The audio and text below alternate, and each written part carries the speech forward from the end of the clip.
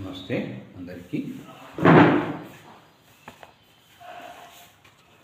ఇప్పుడు డాక్టర్ మంథెన సత్యనారాయణ గారి మీరు సుఖజీవన సోపానాలు పార్ట్ 8లో రెండో లెసన్ నీరు ఎంత త్రాగాలి చాలా చక్కగా వివరించారు. చూద్దాం, వినండి.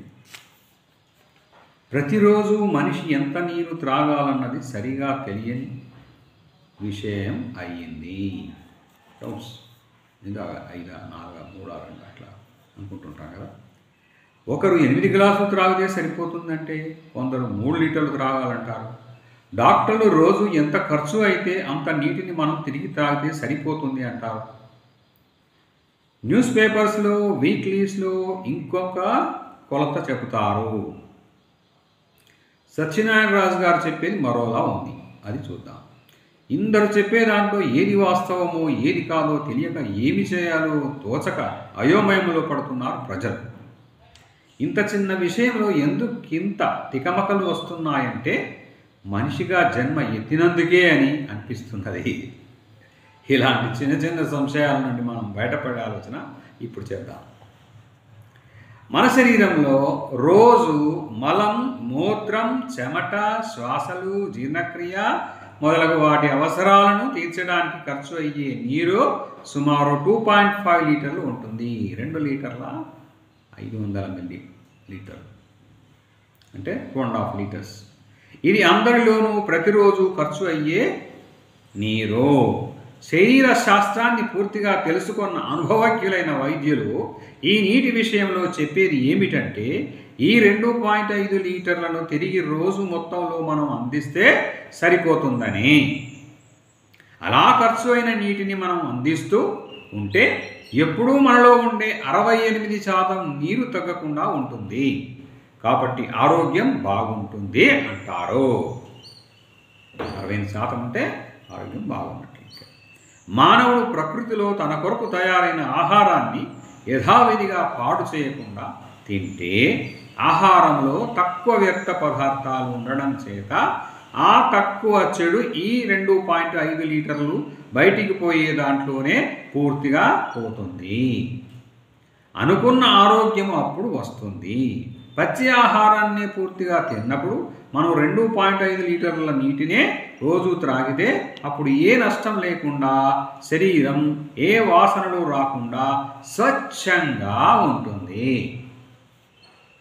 డాక్టర్లు త్రాగాలని చెప్పే నీరు వీరి విషయంలో 100కి 100 కరెక్టు.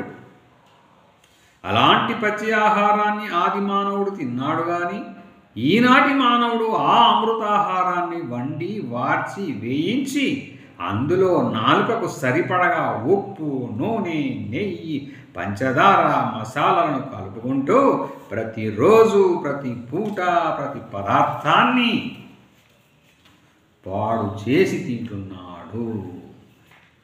ఈ రకంగా తయారు చేసిన ఆహారం తింటే వ్యర్థ పదార్థాలు కొన్ని వందల రెట్లు శరీరంలోనికి ఎక్కువగా ప్రతిరోజు వెళుతూ ఉంటాయి.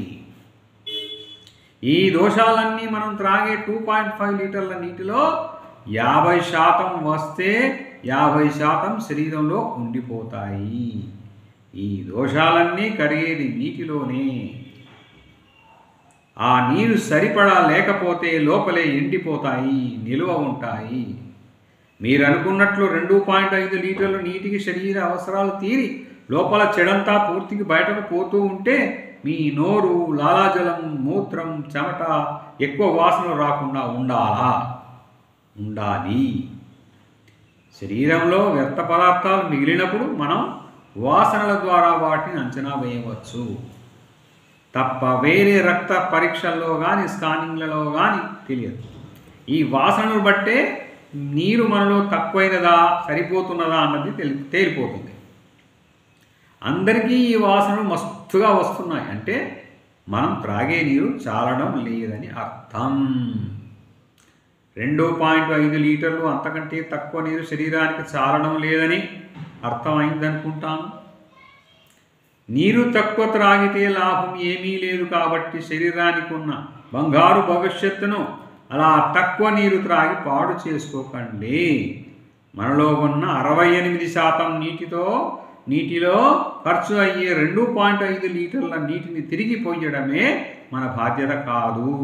దానితో పాటు 68% నీరు పరిశుభ్రంగా ఉండేటట్లు కాపాడుకోవడం కూడా నేర్చుకోవాలి. అలాంటి పరిశుభ్రతను అందివ్వడానికి కూడా మనం ప్రతిరోజు నీరు త్రాగాలి. ఆ 2 అవసరాలను తీర్చడానికి ఎంత నీరు అవసరమో ఇప్పుడు తెలుసుకుందాం. అలాగే నీటికి ఆహారానికి ఎంత లింక్ ఉన్నదో కూడా తెలుసుకుందాం.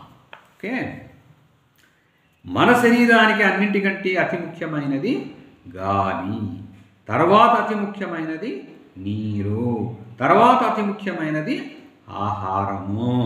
ఈ శరీర నిర్మాణంలోనే గాలికి ప్రథమ స్థానాన్ని, నీటికి ద్వితీయ స్థానాన్ని, ఆహారానికి తృతీయ స్థానాన్ని ఇవ్వడం జరిగింది.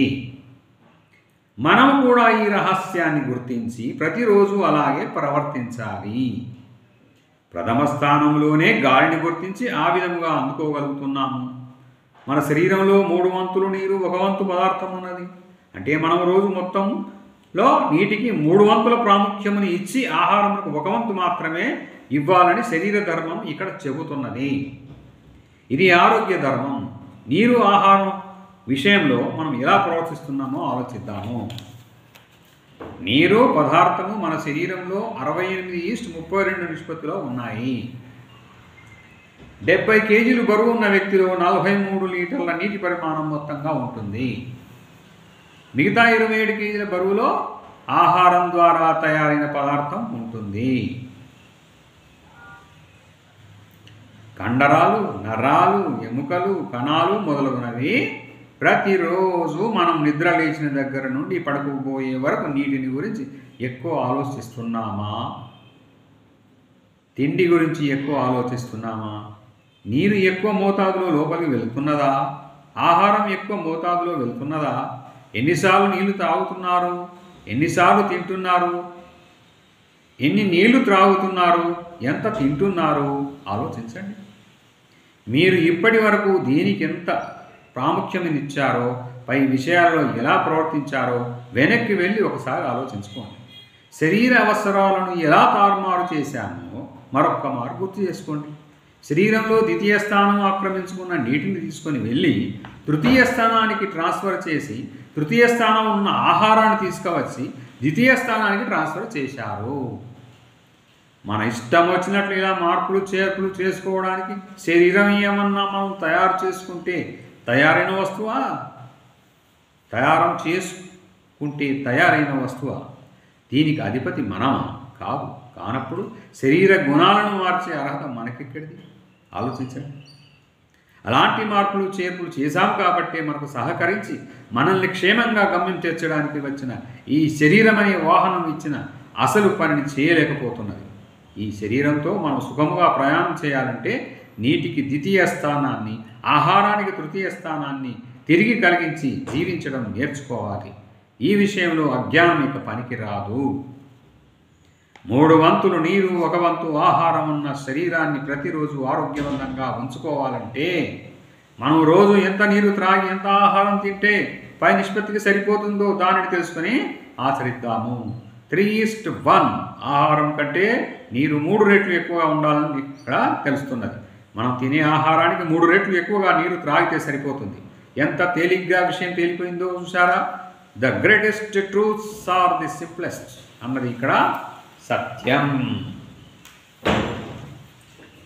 మనిషి ఎంత నీరు త్రాగాలన్నా దానికి సమాధానం నేను చెప్పనక్కర్లేదు. ఇక్కడ శరీరమే చెబుతున్నది.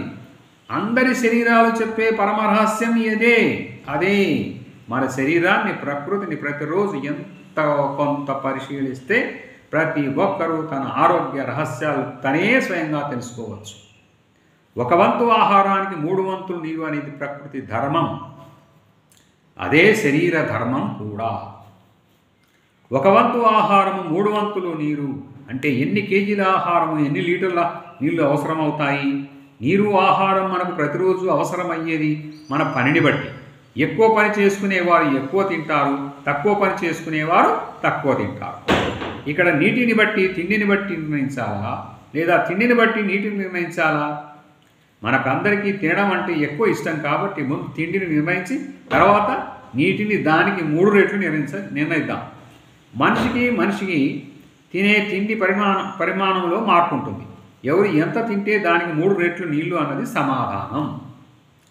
15 సంవత్సరాలు దాటిన దగ్గర నుండి 50-60 సంవత్సరాల వయసు వచ్చే వరకు సుమారుగా అందరూ ఉదయం నుండి రాత్రి వరకు తినేది తూకం వేస్తే 2 కేజీల బరువుండే ఆహారం తింటారు. కాబట్టి 5 నుండి 6 లీటర్ల నీరు తాగితే సరిపోతుంది. బాగా పని ఎక్కువ చేసేవారు సుమారు 2.5 నుంచి 3 కేజీల వరకు ఆహారం తింటారు. వారు 7 నుంచి 8 లీటర్లు త్రాగితే సరిపోతుంది. అంత ఎక్కువ తిండి తిన్నామంటే లోపలకు ఎక్కువ వ్యర్థం తయారవుతుంది. ఆ ఎక్కువ వ్యర్థం ఎక్కువ నీటితో బయటకు తేలిగ్గా వచ్చేస్తుంది. మనం ఇప్పటి వరకు 2 నుంచి 3 కేజీల ఆహారం తిన్నాం. నీటిని మాత్రం తెలియక త్రాగలేదు. కొందరు 2 నుంచి 3 గ్లాసులు, కొందరు 4 గ్లాసులు, కొందరు 2 లీటర్లు, బాగా త్రాగితే 3 లీటర్లు. తిండి ఎక్కువ, నీరు తక్కువ. ఎసరు ఎక్కువ, బియ్యం ఎక్కువలా ఉన్నది మనలో. ఎసరు ఎక్కువైనప్పుడు మన్నం బిరుసుగా పలుకులుగా ఉంటుంది. మనలో కూడా అన్ని వ్యర్థ పదార్థాలు చిక్కబడి త్వరగా జరగవు. అక్కడ నుండి శరీరంలో రోగ పదార్థాలు పెరుగుతూ ఉంటాయి. మెల్లగా తరుణ వ్యాధులు, ఆ తర్వాత దీర్ఘ వ్యాధులు పునాదులు శరీరంలో వేసుకుంటాయి. సరైన నిష్పత్తిలో నీరు త్రాగినప్పుడు శరీరం రోగ పదార్థాలను నెట్టివేసి పరిశుభ్రంగా ఉంచుకుంటుంది. శరీర ధర్మం ప్రకారం మనం ఇక రోజుకి 5 నుంచి 6 లీటర్ల నీటిని త్రాగడం ప్రారంభిద్దాం. శరీరంలో ఖర్చు 2.5 లీటర్లు పోగా మిగతా 3 లీటర్లు నీరు శరీరంలోని 68% నీటిని పరిశుభ్రం చేయడానికి సహకరిస్తుంది. అలా 5 నుంచి 6 లీటర్ల నీటితో అటు శరీర అవసరాలు ఇటు విసర్జన క్రియ బాగా చేసుకోవడానికి చక్కటి అవకాశం కలుగుతున్నది. ఇప్పటి వరకు మీరు నీరు తక్కువ తిండి ఎక్కువ చేశారు. అలా చేస్తే మీ శరీరం ఆరోగ్యం ఎలా ఉందో మీకు బాగా తెలుసు. ఇప్పటి నుండి 1-2 నెలల పాటు ఎక్కువ నీరును అదే తిండితో త్రాగి చూడండి. ఫలితాలు ఎలా ఉంటాయో మీకు సుఖంగా తేలిగ్గా ఉందో లేదో తేలిపోతుంది. ఆ తర్వాత మీరు నీరు త్రాగాలా మానాలా మీరే నిర్ణయించుకోండి. మీకు మీరే న్యాయ నిర్ణయితం. ఫలితాన్ని చెప్పేది మీ శరీరమే. ఎందుకు ఇంకా ఆలస్యం? ఈ క్షణం నుంచే ఈ ప్రయోగం మీపై ప్రయోగించుకోండి. ఇంకా మీలో కొన్ని మార్పులు కూడా రావాలి.